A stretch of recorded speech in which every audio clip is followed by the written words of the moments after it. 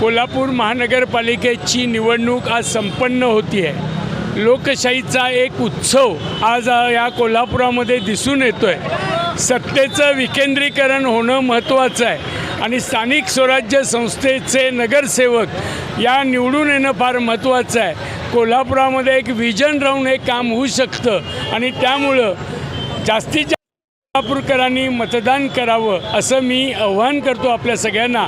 आणि एक कोल्हापूर वैशिष्ट्य आहे की निवडणुकीमध्ये कोणताही दडपशाही किंवा कोणत्याही प्रकारचा अनुचित प्रकार घडलेला नाही, हे खऱ्या अर्थानं आम्ही कोल्हापूरकर म्हणून अभिमानास्पद आहे।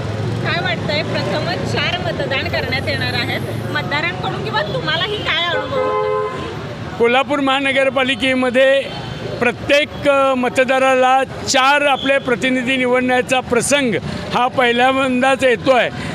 पण आम्ही सर्व पक्षाच्या कार्यकर्त्यांनी अनेक मतदारांना ट्रेनिंग दिलेलं आहे, अनेक मतदारांच्यापर्यंत हा विषय पोचवलेला आहे। लोकांना उत्साह जो वाटतो आहे 4 मतं देण्यामध्ये, अनेक मतदार आम्हाला येऊन भेटत आहेत की पहिल्यांदा आहे पण उत्साह भरपूर आहे आणि त्यांना एक समाधान पण आहे की माझा एक प्रतिनिधी नाही तर 4 प्रतिनिधी आहेत। काय वाटतंय, कोणाचा झेंडा महानगरपालिकेवर फडकेल?